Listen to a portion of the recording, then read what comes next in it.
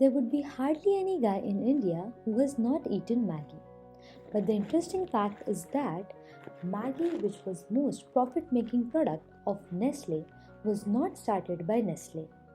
Maggie, in reality, was started by a businessman named Julius Maggie in the year 1886. And in the year 1947, Nestle acquired Maggie. After that, Maggie planned to go pan entire world.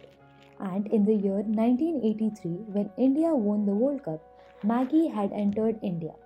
Maggie has 70% of India's market share in the noodles market, and no one was able to beat Maggie till date.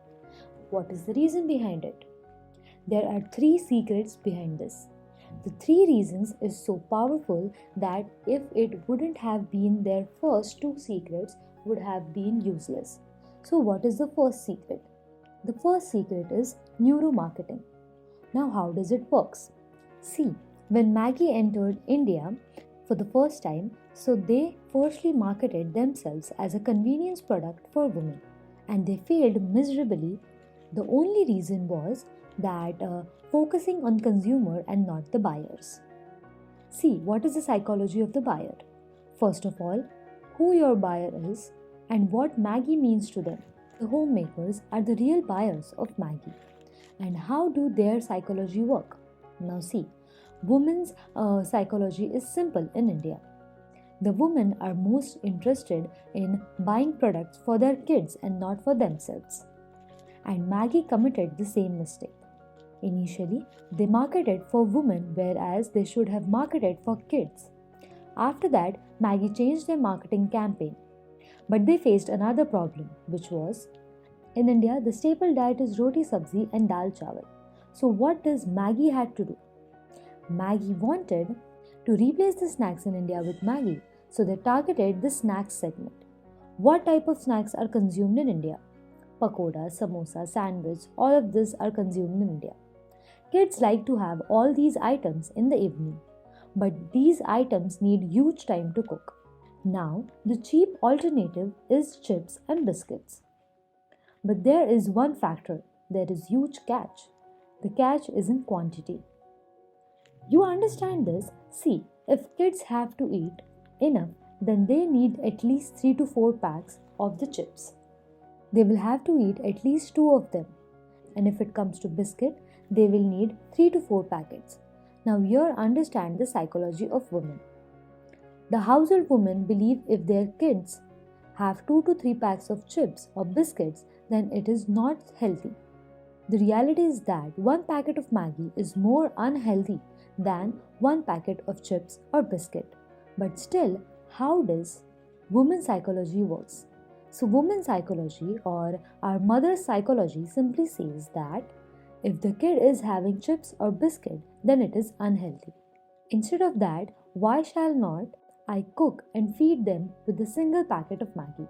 And this is where Maggie has targeted the consumers, studying their psychology. After studying this, Maggie remarketed themselves as 2-minute noodle and their slogan was taste be, health be. Now you would ask, is this all sufficient? This is the reason why Maggie is so successful today? Well, no. There is one more factor behind this. So see, the neuromarketing of Maggie is supported by the brand cues. What are the factors in brand cues that Maggie uses? The first one is visual codex. If you study the visual codex of Maggie, if you see its logo, then you will find 2 colors, red and yellow. These 2 colors are very much dominant colors, and in the human body it increases ghrelin, which is a hunger hormone.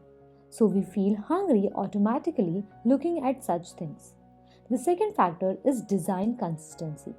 If you properly study the logo and packaging of Maggie, then you will find that for years they have not changed it. The reason is that they wanted to generate long-term recall value in our minds and even in our parents' minds.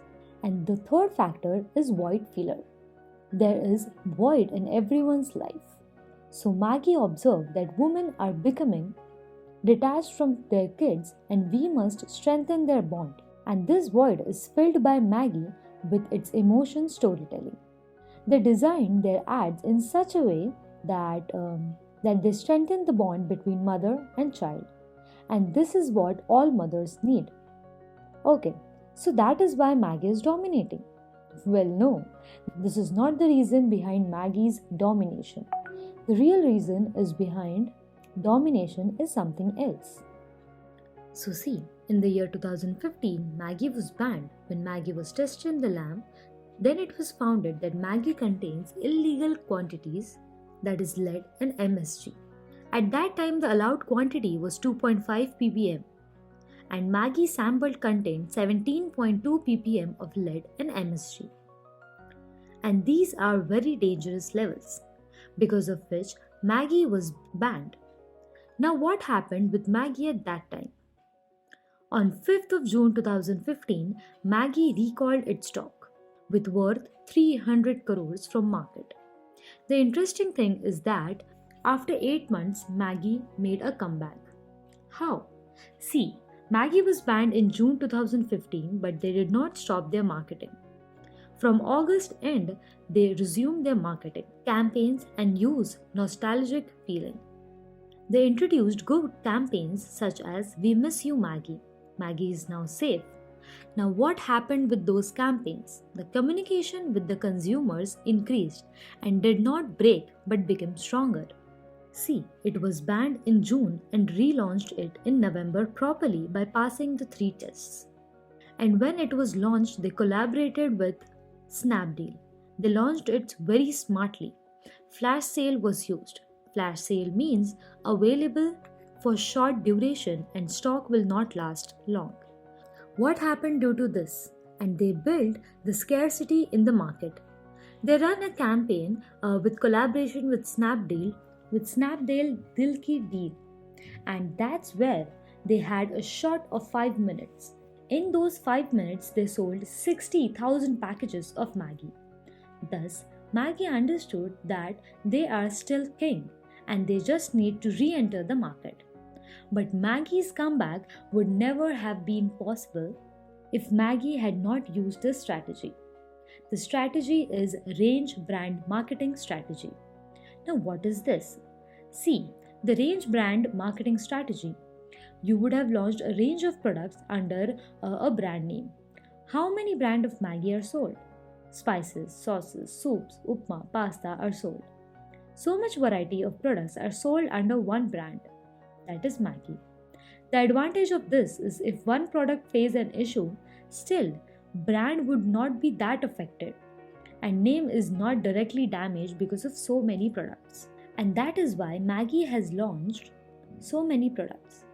Even if any issue comes in future, then they are not dependent on a single product and their brand value is not affected too much. Okay, that's why Maggie is so much successful. No, if Maggie did not have these 3 secrets, then first 2 secrets would have been useless as I mentioned. What is the third secret? APC. Now how does it works? A is for addiction. Maggie is very addictive, so much that you can't even resist or imagine. How does it work? Now see, some substances added in the Maggie which makes Maggie addictive. The first substance is flavor enhancer. It does 2 things. First, makes the aroma or smell stronger of the Maggie very strong, and then it goes into the nose and increases the hunger frequency. And second thing is enhance the taste. What happens because of this? So, when you eat Maggie, your body releases dopamine, a happy hormone, and our body needs large amount of dopamine. Now see, this would have not worked at all if these 2 things contained were not added to Maggie. There are Raising Giants and Guar Gum. The 2 things increases the density of Maggie, makes it thicker, makes it more filling. Due to this, 2 things happens. First, when you eat, you get the taste and dopamine is released. Second, you eat and feel fulfilled, still your body releases more dopamine. And dopamine is highly addictive. So, anything that releases dopamine is addictive. may it be a video game or social media. Now, P is for pricing. If you look at the pricing of Maggi, then they have not increased much. It was first 7 rupees, then 10 rupees, and now 12 rupees. Not a much rise. Now, what are the reasons behind this? First is the positioning of Maggi. The positioning and pricing goes hand in hand.